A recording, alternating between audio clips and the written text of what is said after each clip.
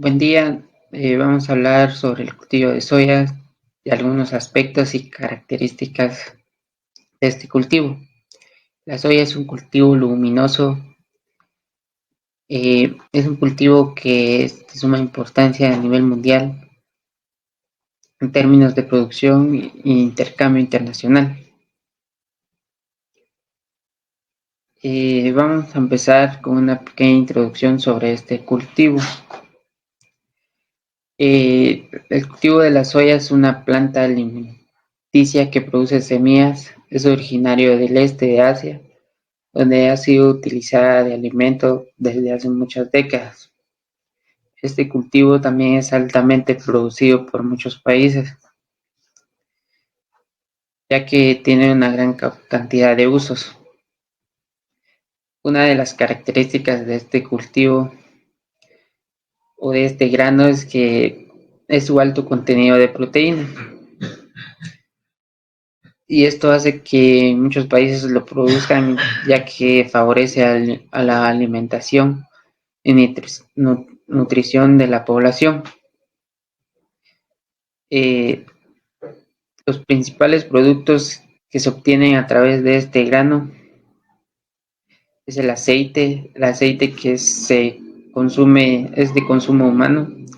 También está la harina, que la harina se utiliza para proteico de alimentos balanceados para animales domésticos como cerdos, aves, entre otros.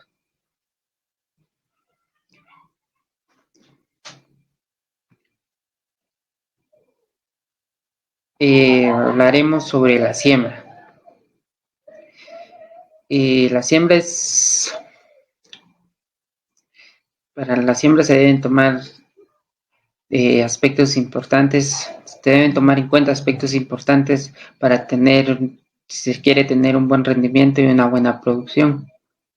Cuando el área a sembrar es consideradamente grande, se recomienda utilizar variedades de ciclo precoz, medio y tardío. De esta forma se aumentará el periodo de cosecha, permitiendo que una máquina coseche más área. Por otro lado, se reducirán los riesgos de pérdida total de la plantación por causa de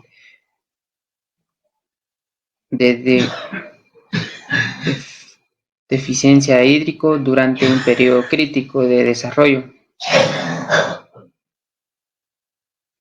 La calidad de una semilla al utilizar es importante, ya que esta determina también un porcentaje del éxito de la producción.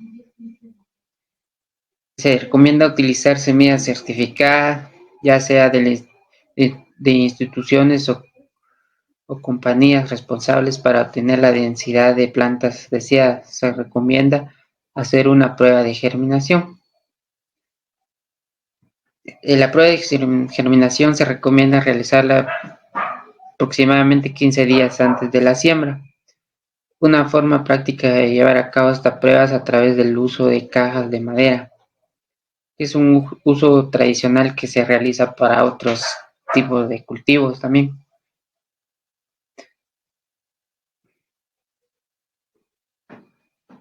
Después del cálculo de las semillas se deberá ser distribuida a cada metro de surco, a cada surco se deberá de entregar las semillas, la cantidad de semillas utilizadas, que se utilizarán.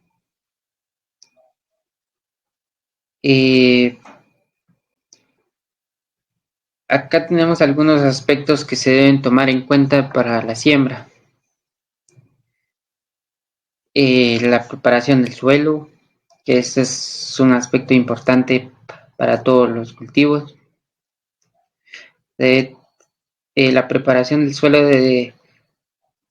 el tipo de preparación del suelo dependerá de las características que presentará la zona. La época de siembra de este cultivo dependerá del clima que presenta la zona donde se quiere realizar la siembra. Clima ideal para la siembra. calidad de semilla. Como ya lo había mencionado, la calidad de semilla es importantísimo para antes de realizar este cultivo.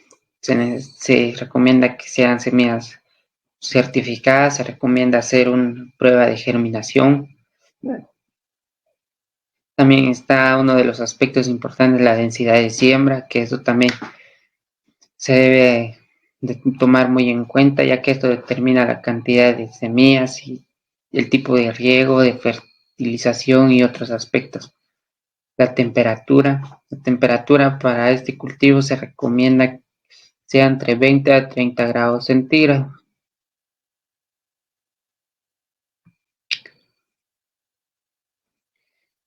Eh,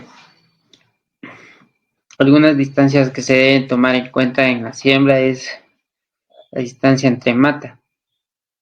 Se recomienda de 15 a 20 centímetros. Distancia entre surcos 50 a 60 centímetros. Como otros cultivos, este también se recomienda primero realizar la germinación en un vivero, en un lugar aparte, antes de trasplantarlos al terreno definitivo. Y también se recomienda 3 a 4 semillas por agujero, ya que se peligra que una de las semillas no germine. Después de 20 días de haber plantado la semilla, se debe trasplantar al terreno definitivo. El terreno donde se plantará las plántulas ya definitivamente debe de estar húmedo para que la planta se acople fácilmente.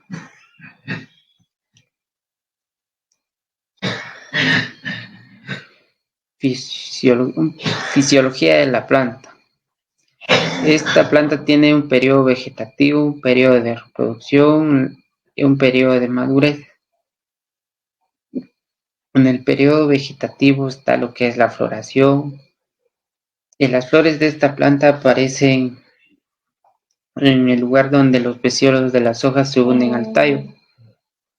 El periodo de floración de esta planta es largo.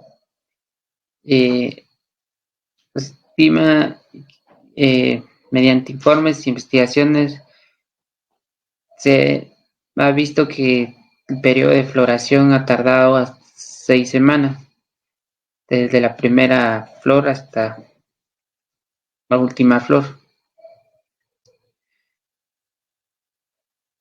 En el periodo de reproducción en soya verde es de 60 a 90 días después de la siembra, y en soya seca es de 130 a 150 días después de la siembra. La fase de madurez se observa cuando el fruto empieza a perder el color verde y empieza a tomar un color café o amarillo. También se nota que la planta se empieza a secar desde el fruto, las hojas y el tallo. Tecnologías de producción. El cultivo de soya se caracteriza por ser muy eficiente y y de aceptar tecnologías, es de acoplarse a tecnologías de producción y otras modalidades. En las tecnologías de producción podemos ver lo que es los suelos, que el suelo, el tipo de suelo y es lo que prácticamente lo que determina el éxito que tendremos en la siembra de soya. En relación con las características físicas del suelo, la soya se adapta a casi todos los tipos de suelo. Sin embargo, dentro de esa gama de variaciones existen determinados tipos de suelos. Para que se tenga una buena producción se recomienda que el suelo tenga algunas características muy importantes, como son la buena capacidad de retención de agua y nutrimentos disponibles para la planta, buena areación y así permitiendo un adecuado desarrollo radical. No presentar una cama endurecida debajo de la superficie que obstaculice el desarrollo de las plantas. Prácticamente lo que nos quiere decir es de que el suelo no debe de ser con bastante arcilla, ya que esto dificulta el crecimiento de las raíces. Baja susceptibilidad de la erosión. Estas son algunas de las características que debe presentar el suelo para el cultivo de soya.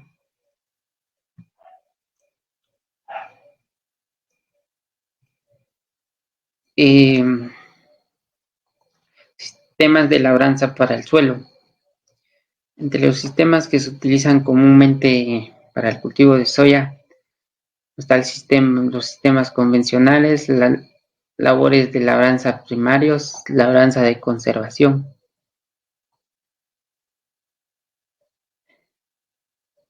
Los sistemas convencionales son los que se utilizan regularmente para muchos cultivos y en este sistema se recomienda áreas compactadas, que se realice un subsuelo entre 16 a 20 pulgadas de profundidad y un arado con profundidad de 12 pulgadas.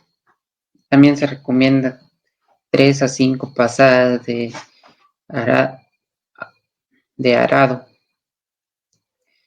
Las pasadas de arado, la cantidad de pasadas de arado en un terreno dependerá de la maleza que contenga este terreno, ya que si el terreno presenta una gran cantidad de malezas, esto se deberá de pasar el arado varias veces para eliminar la maleza y tener un buen suelo.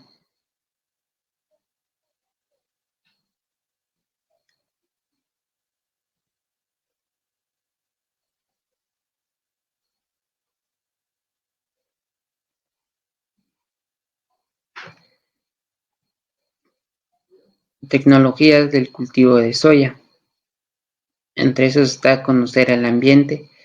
Conocer el ambiente es importante, ya que esto implica conocer el clima, conocer las temporadas de lluvia, temporadas de calor, el suelo donde se quiera realizar, el suelo, si es un suelo arenoso, arcilloso, otras características que influyen en una buena producción. Fecha de siembra. La fecha de siembra por lo regular se establece dependiendo del clima que presente el lugar, ya que climas con demasiadas lluvias o climas secos, y esto dependerá de las fechas de siembra. En Guatemala, comúnmente la fecha de siembra es de junio y julio. Más en junio se realizan las siembras durante todo el mes. La genética, la nutrición, el manejo de enfermedades, fin de ciclo. Las enfermedades que presenta o que se presenten en el futuro en el cultivo se deben de tratar con anticipación, ya que las enfermedades se propagan fácilmente en este cultivo, ya que las plantas se juntan y se entrelazan entre ellas. y esto provoca que cualquier enfermedad o plaga sea más fácil de que se propague en toda la zona de cultivo y cause una pérdida grande.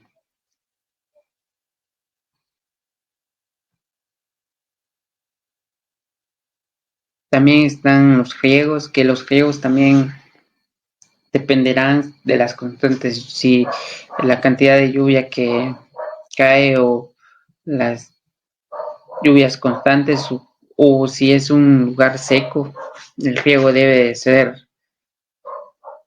constante, ya que este tipo de cultivo requiere mucha humedad y también requiere mucha luz solar. Las densidades de siembra, que esto también es importantísimo para antes de realizar un cultivo, ya que esto depende de cuánto se sembrará, el terreno donde se hará, la cantidad de semilla y los espacios que se deja entre surco, entre siembra, entre planta, la cosecha. Comúnmente en este cultivo la cosecha se realiza de forma mecánica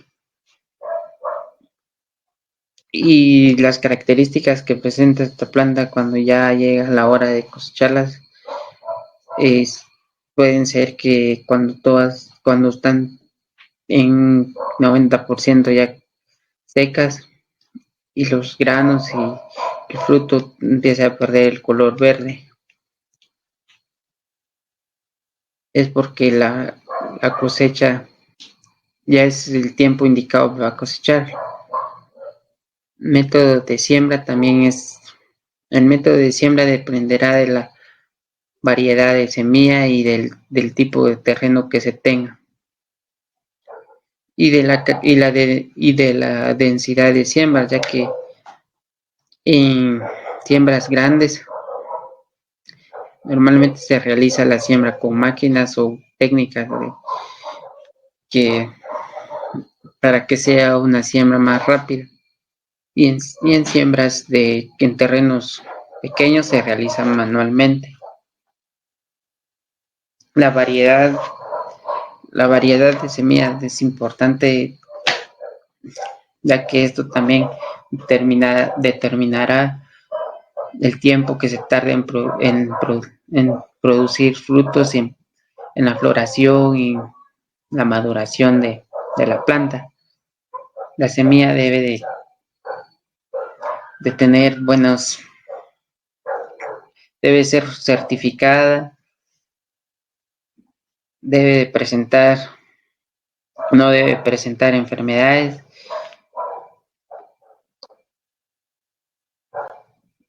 Época de siembra. Y la época de siembra es también lo que estábamos hablando, también dependerá del tipo de suelo, del clima que se tenga en el lugar. Un suelo preparado adecuadamente facilita las operaciones de siembra y cultivo, así como de emergencia y el desarrollo inicial de las plantas.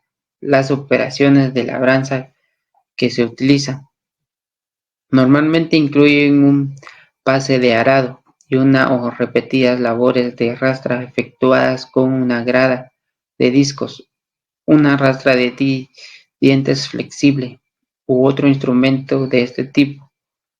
Cuando se incorporan al suelo grandes cantidades de residuos vegetales o cuando el suelo se descompone en grandes terrones la arada inicial debe preceder varias semanas a la siembra. Esto estimulará la descomposición de los residuos vegetales y los procesos naturales distribuirán a romper los terrones grandes un gradeo o pase de rastra.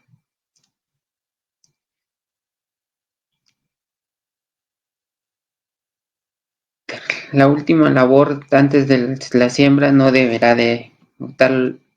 agotar la humedad del suelo hasta el punto de que se retrase o impida la germinación como la profundidad de siembra de la soya. es de pocos centímetros. Esto ofrece la oportunidad de programar casi una profundidad de preparación del suelo a diferente profundidad. La aplicación de un fertilizante al boleo se hace justo antes de un gradeo, ya que profundo de forma que el fertilizante pueda mezclarse bien en capa superior del suelo. La cal, para dar tiempo suficiente para que reaccione, puede ser aplicada antes de la arada inicial o en la cosecha anterior. En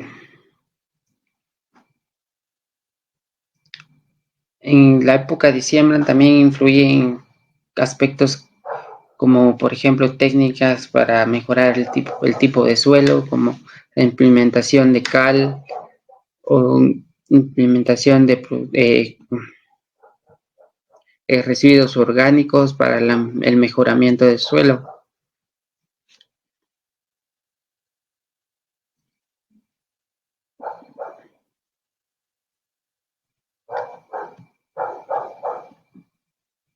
Factores importantes en la calidad de semilla.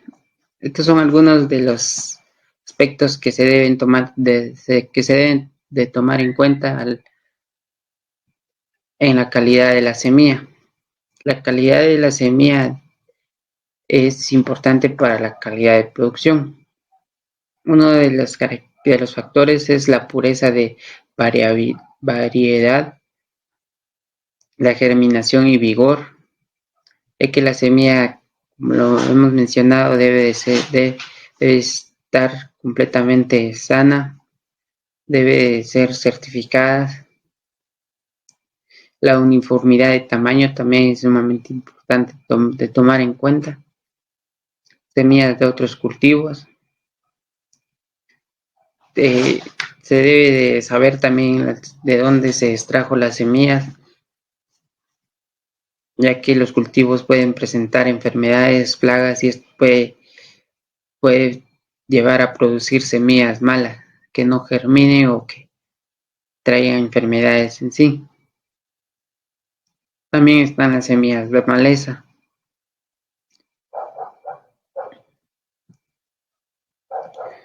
Métodos de siembra. La siembra mecanizada, la siembra directa.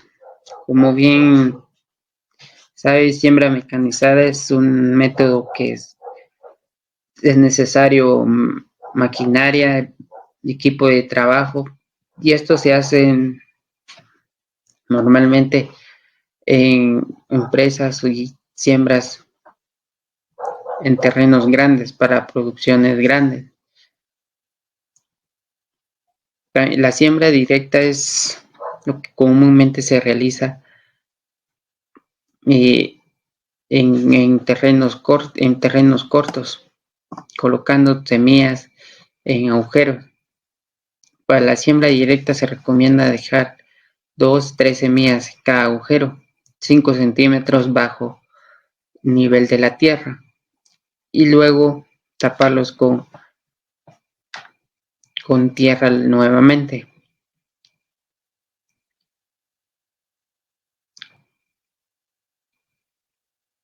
Y por último tenemos lo que es la cosecha. Para saber cuándo es el tiempo indicado o cuándo la planta ya está en un momento para cosechar, se puede decir que cuando el 90% de las vainas están secas. La planta cuando está llegando al fin de su maduración y los frutos ya están en una maduración completa, la planta se pone completamente seca desde las hojas, el fruto y hasta el tallo, y toma un color ya amarillo, como amarillo, y las hojas empiezan a caer y el fruto fácilmente se abre. Esto es cuando ya es tiempo de cosecha. También se debe tomar en cuenta la humedad de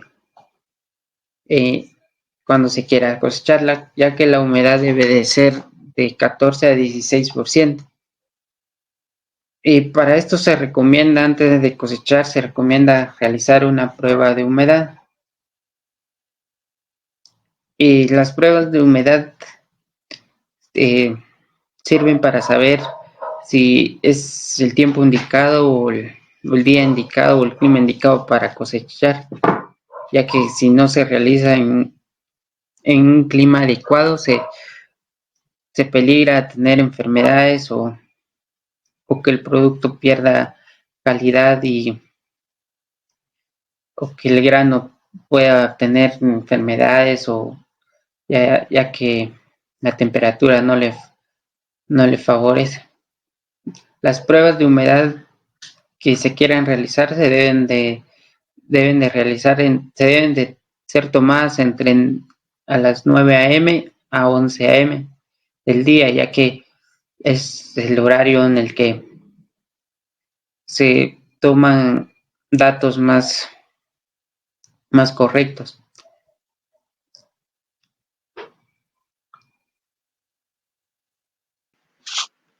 Buen día, tengan cada uno de ustedes. Como seguimiento a la exposición del día de hoy, te abordaremos los temas de requerimientos nutritivos y las plagas y enfermedades que pueden ocurrir dentro de la producción del cultivo de soya. Los requerimientos nutritivos. Las plantas de soya requieren todos los elementos nutritivos esenciales.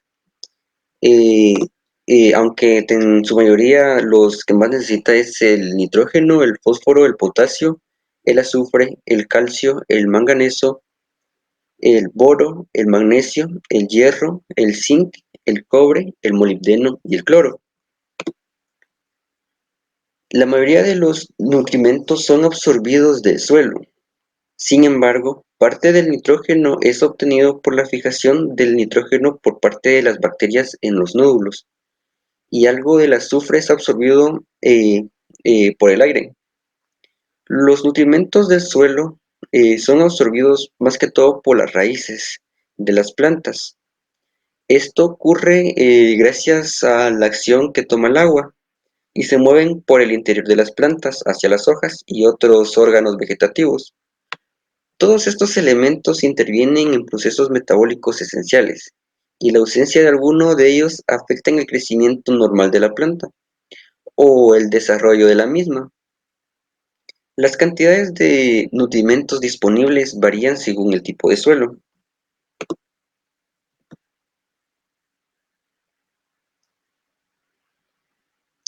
La profundidad y las prácticas de labranza, y son influenciadas más que todo por las condiciones externas, tanto por la humedad y la temperatura del suelo. La exigencia de la soya en cuanto a la absorción de los macro y los micronutrientes es elevada. Cerca del 50% de los elementos mayores, englobando los elementos del nitrógeno, el fósforo, el potasio e incluso el azufre que la planta acumula, son removidas por el mismo grano. La proporción del calcio y el magnesio acumulada en el grano es mucho menor. Otro pequeño porcentaje ocurre con los micronutrientes, dentro de los cuales se encuentra el boro, el cloro, el cobre, el molibdeno, el zinc y el manganeso. Esta relación es muy importante porque alerta sobre la necesidad de realizar una fertilización adecuada que restituya al suelo la extracción de nutrientes hecha por la cosecha anterior. Cuando hablamos específicamente sobre este párrafo, hacemos énfasis en que es necesario realizar técnicas de conservación de suelo, específicamente la rotación de cultivos, porque como bien sabemos, luego de cosechar, en este caso la soya, los nutrientes del suelo se van deteriorando.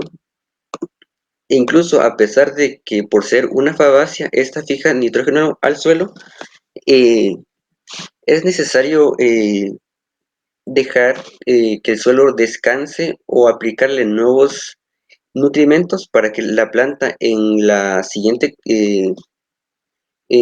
siembra pues tenga la posibilidad de absorber más nutrientes. Los patrones de acumulación de de los diferentes nutrimentos en las diferentes partes de la planta son muy variables.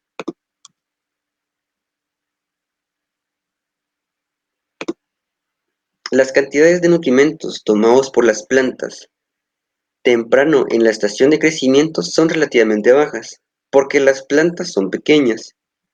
Sin embargo, la concentración de nutrimentos en hojas individuales de plantas bien nutridas son tan altas en este periodo como más tarde. La toma y acumulación de algunos nutrimentos, como por ejemplo, hablando en el tema del calcio, continúa a través de toda la estación hasta la madurez. La absorción de otros nutrimentos es casi completa, cerca de la etapa fenológica R6.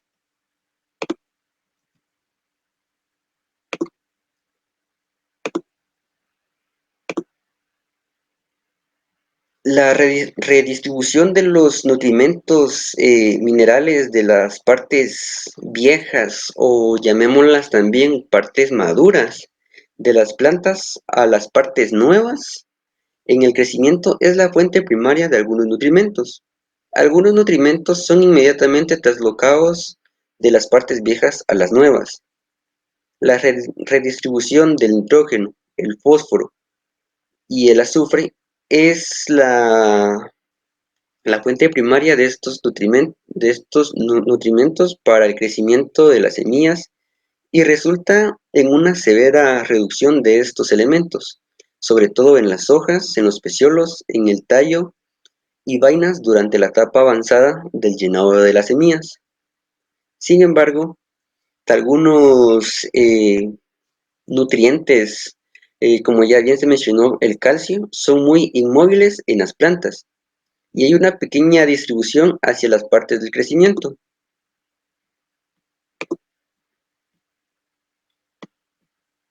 La distribución de los elementos en la planta generalmente son intermedias entre los extremos para el nitrógeno muy movible y el calcio muy inmovible. El fósforo es distribuido por las partes vegetativas hacia las semillas en desarrollo, pero no hacia las vainas. Un tema muy importante al enfocarnos a los temas de fertilización y nutrientes en el suelo que la planta de soya necesita, pues son las enmiendas de cal. Debido a que una buena producción en este caso de soya, depende de muchos factores, pero la aplicación de nutrimentos al suelo en cantidades adecuadas y en épocas correctas va de la mano con el saber el tipo de suelo y el pH con el cual se cuenta. La práctica del encalamiento de suelos en demasiados ácidos es de suma importancia para propiciar un buen desarrollo y una producción superior en la mayoría de las plantas. El aumento del pH del suelo por el encalado permite que el fósforo y el molibdeno estén más disponibles para las plantas, ya que corrige las deficiencias de calcio y magnesio y elimina aquella toxicidad de aluminio, manganeso y hierro intercambiables. En las leguminosas en general se ven favorecidas por las correcciones de la acidez del suelo en vista de su gran sensibilidad a la presencia del aluminio intercambiable. Al mismo tiempo, las bacterias fijadoras de nitrógeno se ven afectadas por los altos contenidos de este elemento. He ahí la importancia de emplear y hacer un estudio de suelos previo a cualquier tipo de siembra.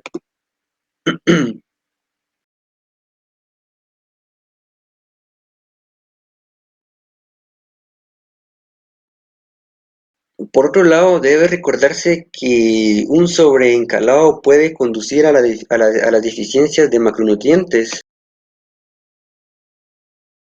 eh, por ejemplo, en el tema del boro, el cobre, el hierro y el zinc, y un desequilibrio entre el calcio y el fósforo, y sobre todo la fijación de potasio.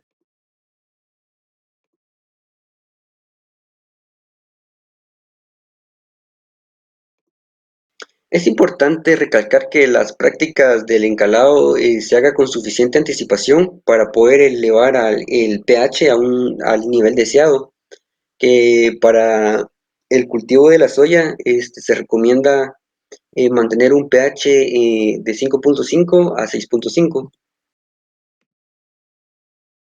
Ahora bien, el uso de fertilizantes y su manejo de la fertilidad. Cuando el suelo no puede suplir los nutrimentos requeridos por las plantas, se deben agregar los fertilizantes, ¿verdad? Para suplementar, por decirlo así, el abastecimiento normal que las plantas demandan. La absorción de nutrientes agregados al suelo no es siempre un proceso eficiente. Bajo buenas condiciones, lo que se recobra de lo aplicado en un año aproximadamente varía entre 5 al 20%, específicamente para el potasio y de 30 a 60% para el fósforo. Para el caso del nitrógeno puede ser incluso hasta menor del 30%. Ahora bien, las aplicaciones. Varios factores influyen en la dosificación de las aplicaciones que se deben considerar. Una de ellas es la cantidad del elemento que debe ser usado en el cultivo. La segunda es la cantidad que es probable que permanezca disponible a través de la estación del crecimiento. Y por último, se considera quizás un tercer factor a considerar en que otros elementos de la rizósfera influyen en la absorción del elemento deficiente. Por ende, en general, se han hecho estudios donde indican de que las pruebas de fertilización han demostrado que la soya responde a una relación básica y constante de NPK de 1:1.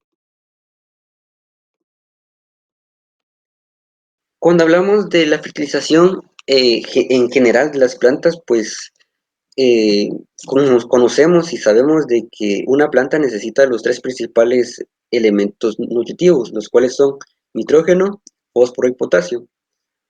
Y específicamente para el cultivo de soya, pues el nitrógeno puede emplearse de forma residual del suelo, empleando fertilizantes nitrogenados o nitrógeno atmosférico que es convertido a forma utilizable por los nódulos en las raíces, a través de las relaciones simbióticas entre las bacterias de Rhizobium.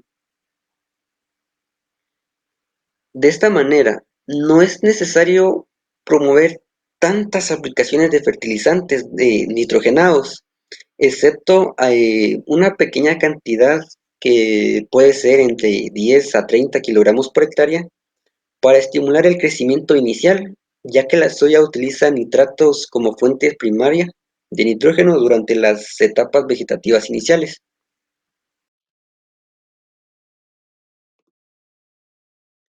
El fósforo. El fósforo es esencial para la transferencia de energía. Por eso es usado en la formación y en la translocación de todo producto intermedio final. La absorción de fósforo es relativamente constante a través de la estación del crecimiento o las etapas fenológicas, pero el pico o el mayor grado de absorción normalmente se lleva a cabo durante las etapas tempranas del desarrollo. Eh, Durante la etapa tardía del desarrollo, las semillas, más que todo, no es tan necesario la aplicación de los fertilizantes, a menos de que tengamos una deficiencia de suelo un poquito excesiva y la planta, pues, a través de los síntomas nos indique de que le falta algún tipo de fertilización. La soya como tal requiere relativamente grandes cantidades de fósforo a través de toda la estación y este debe ser mezclado con capas arables en vez de concentrarse cerca de la superficie del suelo. Algo que hay que tener muy en consideración es de que el exceso de fósforo puede ser perjudicial. Niveles altos de fósforo inducen a deficiencias de zinc y puede acentuar las diferencias de potasio. Por eso, los niveles moderados de fertilizantes de fósforo son efectivos en aumentos de la producción. Eh, una producción de soya de aproximadamente 2.000 kilogramos por hectárea puede requerir entre 30 a 500 gramos de fósforo por hectárea.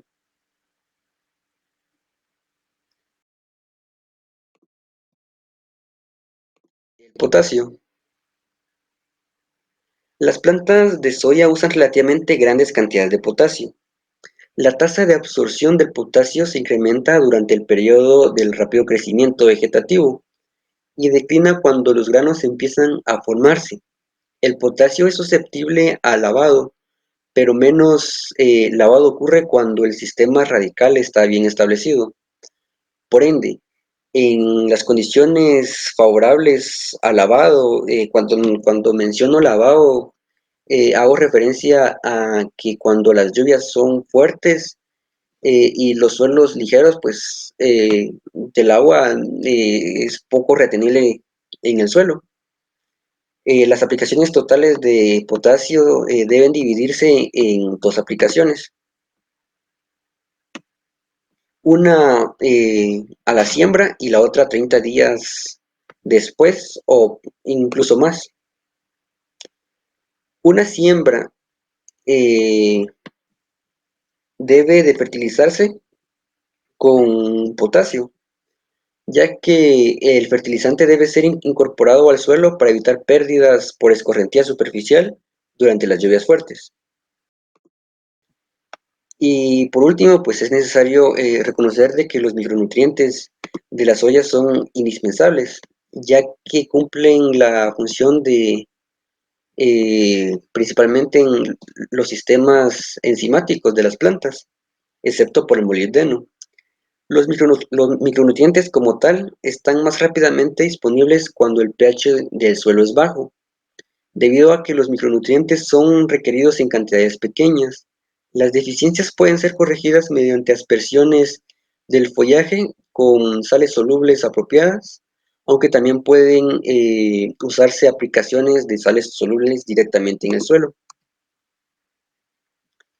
Ahora bien, eh, entrando al tema de las enfermedades que afectan al cultivo de la soya, pues existen diversas enfermedades. Existen más de 100 enfermedades que afectan al cultivo de la soya. Sin embargo, solamente 35 de ellas son consideradas de importancia económica porque causan pérdidas significativamente económicas.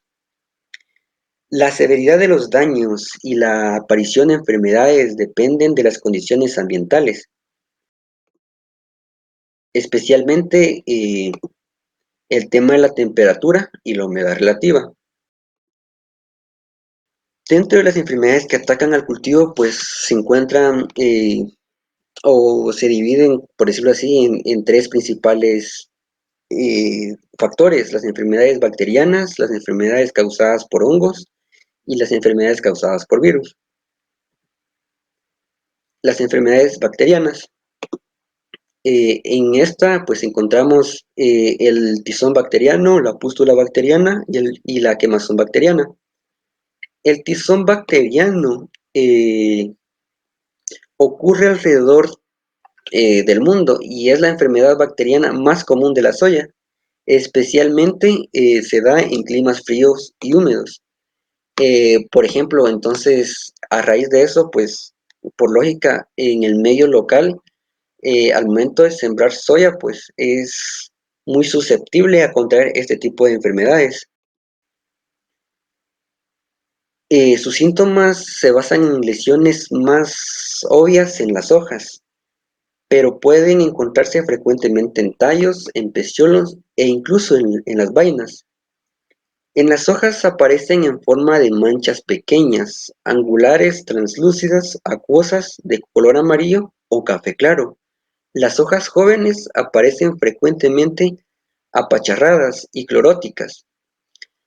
A raíz de eso, pues ocurre una defoliación temprana de las hojas y pueden ocurrir lesiones en las vainas al principio de la aparición de esta enfermedad. En las vainas, pues la aparición es pequeña, pero con el paso del tiempo, estas se extienden hasta cubrir la mayor parte de la vaina. La bacteria puede sobrevivir en residuos de las cosechas. Luego de finalizar una cosecha, si hay presencia de esta bacteria, esta puede seguir habitando dentro de los residuos que quedaron. Por eso la contaminación de las semillas puede ocurrir durante el crecimiento de las vainas o durante la cosecha, ¿va? Las semillas infectadas no presentan síntomas visibles, sino que estas ocurren hasta después de la emergencia.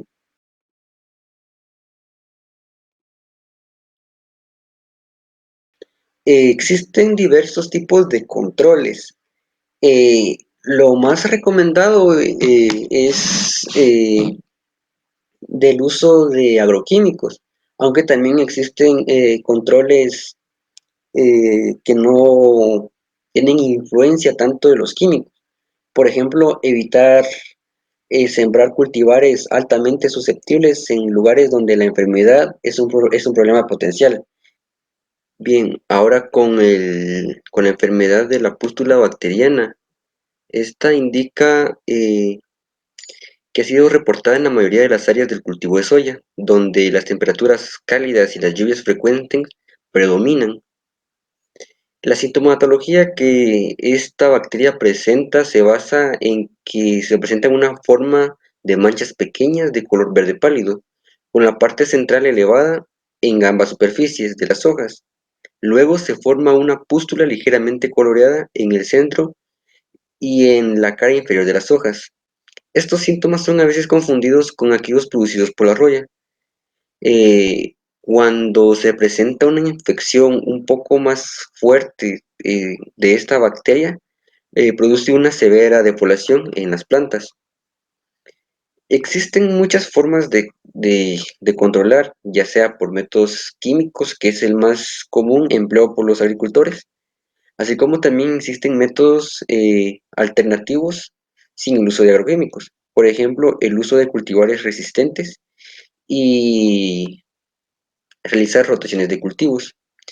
En las vainas pueden formarse pequeñas manchas de color café rojiza, más que todo en aquellos cultivares susceptibles.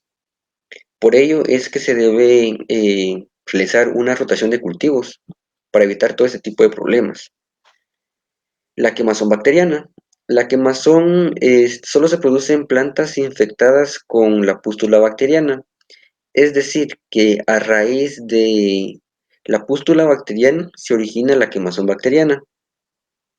Los síntomas que presenta esta son un halo amarillo en torno a una pústula. El desarrollo de la quemazón se acentúa marcadamente en la reducción del rendimiento. La bacteria puede sobrevivir en los residuos de la cosecha de un año a otro o en la superficie de raíces de varias plantas. La transmisión por semillas infectadas también es posible. Esta bacteria se multiplica y favorecen la vida de la misma las temperaturas elevadas, las lluvias y los vientos fuertes. Como métodos de control se establecen aquellas variedades resistentes a la pústula bacteriana. Se recomienda enterrar los residuos de las cosechas y usar semillas sanas. Cuando se recomiendan enterrar los residuos de las cosechas, es una técnica o un método, por llamarlo así, que emplean muchos agricultores para tratar de eliminar y mitigar aquellas enfermedades que atacan los diversos cultivos. El ejemplo más claro es el del whisky, cuando hay presencia de algún tipo de enfermedades, lo que se hace es de que se abren unas zanjas, perdón, y se entierran el material contaminado con el fin de evitar que se siga expandiendo y siga presencia de la enfermedad. Pasamos a las enfermedades producidas por hongos. En estas se engloban tres principales, que son las más comunes, que es la cercóspora de la hoja, la anthracnosis y la roya. La cercóspora de la hoja es conocida también como mancha ojo de sapo de la hoja, conocida por algunas personas. Esta es una de las enfermedades producidas por hongos más comunes en aquellas regiones cálidas. Los síntomas primordialmente se basan en el follaje, sin embargo pueden infestar tallos, vainas e incluso semillas. Normalmente los síntomas son observados después del inicio de la floración. Aparecen como manchas muy pequeñas de color café rojizo en forma circular en la superficie superior de las hojas, es decir, en el haz. Conforme ésta se va expandiendo y se va madurando, esta lesión se extiende en la parte central hasta y cambiando de tonalidad a un color grisáceo verdoso, llegando al punto de confundirse con ceniza, rodeadas por un borde de color rojizo oscuro. Y las lesiones en el tallo aparecen más tarde y son menos comunes y un poco más difícil de notarlas, aunque las infecciones en el follaje son las más frecuentes. Las lesiones en las vainas son circulares a lo largo de la misma. Generalmente se presentan como unos puntos hundidos de color café rojizo y la calidad de la semilla es reducida por la descoloración y por la reducción en la germinación de las semillas infestadas. Cuando se utilizan cultivares susceptibles, la enfermedad puede causar daños hasta el 100% en la producción. Es decir, de que si tenemos algún tipo de variedad que no es tan resistente a este tipo de bacterias, se puede perder hasta un 100% las producciones esperadas. Como métodos de control, algunas personas tienden a cultivar variedades resistentes y adaptadas, así como también siembran semillas de alta calidad y relativamente libres del patógeno. El método que la mayoría de agricultores emplean es la rotación de la soya con otros cultivos, así como también la aplicación de fungicidas en las etapas fenológicas R3 y R4, que se basan más que todo en la formación de las vainas. La antracnosis. La antracnosis causa daños considerables tanto en áreas cálidas como en húmedas. Más que todo se basan en dos hongos principales que dan origen a esta enfermedad. Las plantas de soya son susceptibles a la antracnosis en todas sus etapas, es decir, de que no hay ninguna etapa en la que se pueda afirmar en que la soya es menos susceptible, ya que los síntomas aparecen más frecuentemente en tallos, vainas y peciolos. Los tallos, vainas y hojas pueden estar infestados sin mostrar ningún tipo de síntomas, los cuales se hacen evidentes cuando las condiciones son más favorables para el desarrollo de la enfermedad. En estados avanzados, los tejidos infestados están cubiertos por cuerpos fructíferos de color negro, dando una tonalidad a una tipo de necrosis. Los síntomas foliares pueden desarrollarse después de periodos prolongados de alta humedad. Se incluyen los principales síntomas, que es el enrollamiento de las hojas, la necrosis de las nervaduras, chancros en los peciolos y una defoliación prematura. La marchitez durante la emergencia o después de ella puede ocurrir cuando se siembran semillas infestadas, presentándose lesiones hundidas de color café oscuro sin cotiledones. Los controles que se le aplican a este tipo de enfermedad se basan en sembrar semillas libres del patógeno, en la rotación de cultivos y en la aplicación de fungicidas entre las etapas de floración y el llenado de la vaina. La roya. La roya es un hongo común que presenta síntomas de forma de lesiones esporulantes en la superficie inferior de la hoja. Se trata de manchas cloróticas de color café grisáceo a café rojizo. Aparecen en las hojas para luego alargarse en forma poligonal. La lesión puede aparecer en ambas superficies de la hoja, ya sea en el haz o en vez, en peciolos y tallos secundarios. La roya comúnmente causa una defoliación prematura, una maduración temprana, por lo que el peso de la semilla es más bajo. Pocas semillas y vainas pueden producirse cuando la infección es temprana y severa. No existe evidencia concreta sobre la transmisión del patógeno por la semilla, y los métodos de control en la actualidad se basan más que todo en el uso de agroquímicos. Ahora bien, las enfermedades causadas por los virus. En esta encontramos el mosaico de la hoja y el mosaico amarillo. El mosaico de la hoja puede ser transmitido por la semilla. Las semillas infestadas pueden fallar en germinar o producir plántulas enfermas. Estas plántulas son retorcidas con hojas unifoliadas rugosas que pueden tener la forma normal, pero con moteados, o pueden enrollarse longitudinalmente hacia abajo. Estas hojas se vuelven cloróticas prematuramente. Posteriormente, las hojas trifoliadas llegan a ser cloróticas y severamente reducidas, con moteados y rugosas. También pueden producirse síntomas en las vainas que se vuelven agudas. El virus puede causar pérdidas hasta el 25% o más en la producción, lo cual se ve afectado por la reducción del peso en la semilla. Los métodos más empleados para su control se basan en el uso de semillas producidas en campos libres del virus, el uso de cultivares resistentes y el control sobre los áfidos y las malezas que son hospedadoras de los mismos. El mosaico amarillo. Se trata de una infección mixta entre el mosaico de la hoja y el mosaico amarillo. Este mosaico amarillo es el más común en la soya. Se basan en sus síntomas esencialmente los mismos que produce el mosaico de la hoja, solo que se presentan en etapas tardías. Un notorio moteado amarillo de las hojas es característico de esta enfermedad, así como también manchas necróticas que aparecen en las áreas de la enfermedad conforme la hoja va creciendo. Los síntomas son más severos a temperaturas inferiores a 20 grados, aunque se pueden desarrollar más rápido también a temperaturas muy elevadas.